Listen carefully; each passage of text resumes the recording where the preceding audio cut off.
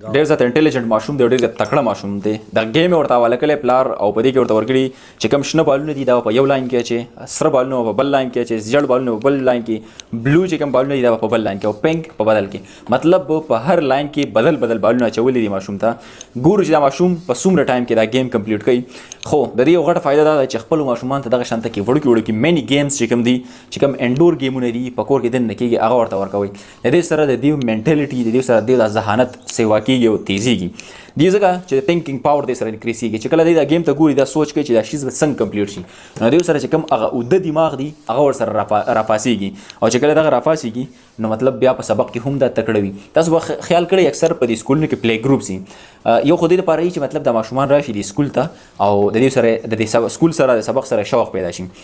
دویم دا چې کله دا گیمز دا ماشومان کوي، گیم صرف او صرف د ماشومان دپاره نه، د غټو دپاره هم دي، خو د ماشومان دپاره مې انډور گیمونه کوم چې په کور کې کېږي، کوم چې په وړوکي لیول هم کېږي، نو هغې دپاره مې ځکه وویل چې هغه کې دا چې دوی دا ذهن دې سره تیزېږي. د موبایل گیم درته نه یادوم چې موبایل یې ورته لاس کې ورکړی چې کوه دا هم ذهن تیز دی، خو د دې په ذهن باندې نیگیټیو افیکټ غلط اثر هم دی. دغه شان فزیکل گیمونه چې کوم دي خو چې په وړوکي لیول باندې کېږي، په کور کې کېږي، دا د ماشومان ته ورکول ډېر زیات ضروري او لازمي ده. وګوره د ماشوم لګیا دی سوچ کوي چې کم سایډ نه کم سایډ ته واچوم چې زه د خپل لیول کمپلیټ کما، نو دا دی هغه چې کوم د یلو والا دی زیړ لاین دی هغه خو کمپلیټ کو آلموسټ مطلب مکمل شو.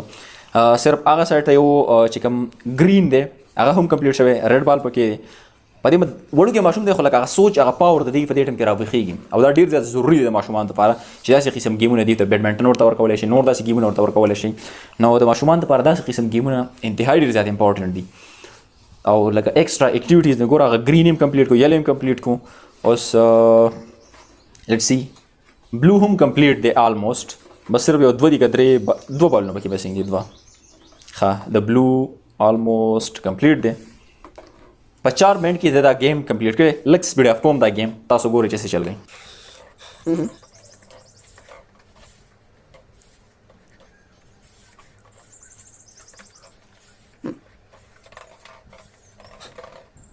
Red almost complete.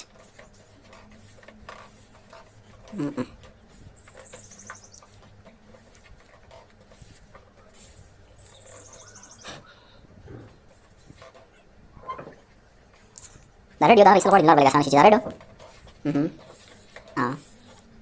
بلو بلو بلو بلو بلو بلو وروته، بلو هم کمپلیټ شو، پینک سایډ هم کمپلیټ کېدو والا دی بلکل. اوس آسان شو، اوس آسان شو، بلکل آسان شو.